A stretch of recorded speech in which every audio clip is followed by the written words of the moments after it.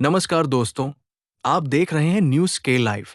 बिहार की सियासत में फिर तेजस्वी यादव ने एनडीए पर बड़ा हमला बोला है।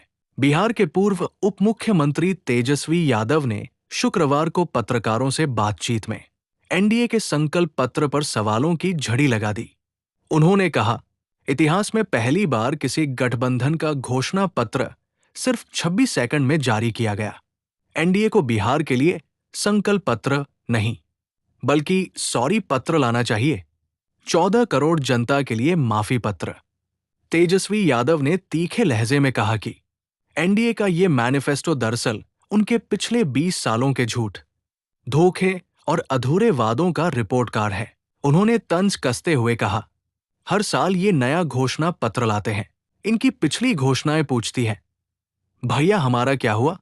तेजस्वी ने कहा कि एनडीए ने मिड डे मील में पौष्टिक आहार देने की बात कही है, जिसका मतलब है कि अब तक बच्चों को पौष्टिक भोजन नहीं मिल रहा था।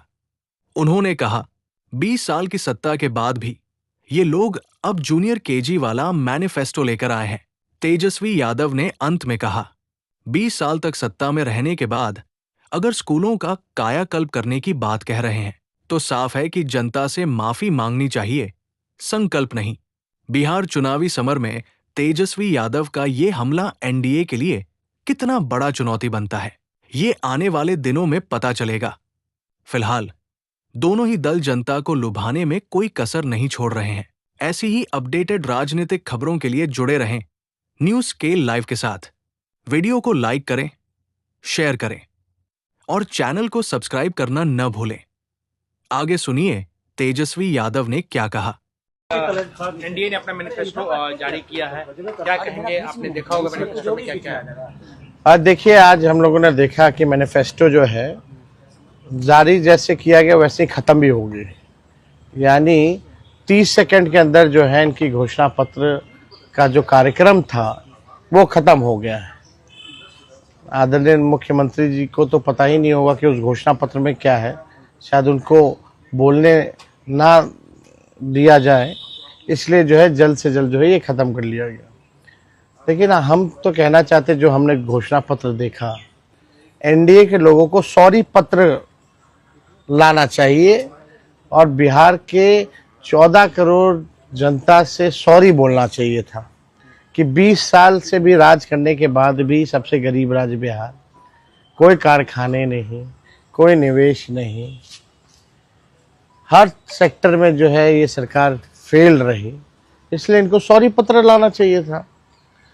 और अगर इनका 20 साल का जो झूठा जुमला अगर आप लोग देखें, जो वादे इन्होंने किए थे 20 साल से, हर घोषणा पत्र 20 साल तक का जितना इन्होंने घोषणा पत्र लाया है, वो घोषणा पत्र भी कहता हुआ कि हमारा क्या हुआ, हमारा क्या होगा। वो घोषणा पत्र कह रहा है कि पहले वाला तो घोषणा पूरा हुआ नहीं, एक नया जो है आनंद फानन में जो है इन लोगों ने ये घोषणा पत्र जारी की है। इसमें कई ऐसी चीज़ें, अब बताइए, स्कूल में मिड डे मील जो है वो देंगे, यानी इससे पहले जो है बढ़िया से ये लोग नहीं दे रहे थे। यानी आप देखिएगा, अस्पताल, मेडिकल कॉलेज हर जिले में निर्माण करेंगे। जो मेडिकल कॉलेज है वहाँ डॉक्टर नहीं है, नर्स नहीं है, दवा नहीं होता, इलाज नहीं होता, केवल खाका खड़ा कर दिया गया है, कुछ नहीं हो रहा। तो उस हिसाब से अगर आप देखें तो इन लोगों को सॉरी पत्र ला करके इन लोगों को माफ़ी, बिहार 14 करोड़ बिहार की जनता से माफ़ी मांगनी चाहिए। और ये तो ताज्जुब की बात है कि भाई 30 सेकंड में ही पूरा, हम लोगों ने भी घोषणा पत्र जारी किया, हम लोगों ने भी विजन को रखा, हम सब नेताओं ने अपनी बात को रखा। ये कौन सी बात हुई कि कोई बात ही नहीं की गई?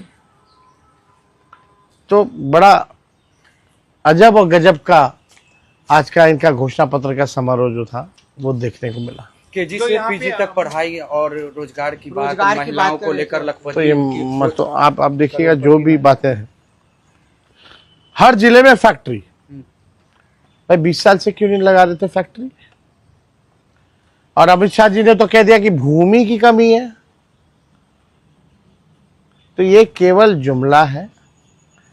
बिहार की जनता इनके चाल और चरित्र को पहचान चुकी है। इस बार करारा जवाब बिहार की जनता देगी। महागठबंधन की सरकार बनेगी और बिहार के लोग बेरोजगारी को ख़त्म करना चाहते हैं। इन लोगों ने इतना बेरोजगारी, महंगाई, गरीबी बढ़ा दी। आप देखिएगा 94 लाख ऐसे परिवार, गरीब परिवार का, उनका क्या है इसमें? उनको कैसे मुख्य धारा में लाएंगे? आर्थिक न्याय उनके साथ कैसे करेंगे? कोई बात नहीं, कोई जिक्र नहीं। आपने सरकारी नौकरी जो कहा उसको भी कॉपी कर आप बोलते हैं नकलची है। नकल तो कर ही रही है, हर एक चीज का नकल कर दिया। 1 करोड़ नौकरी और रोजगार देंगे, हमसे पूछते हैं कि कहाँ से देंगे, ये कहाँ से देंगे, तो ये तो बताएं। आचार संहिता लागू है और गोलीबारी की घटना हुई है मोकामा में, जिस तरीके से गोली चली, एक व्यक्ति की मौत भी हो गई है। देखिए, लोकतंत्र में हिंसा की कोई जगह नहीं होनी चाहिए और ये ताजुब में है हम लोग कि कोई व्यक्ति जो है अपने काफिला, एक तो 40-40 गाड़ियों का काफिला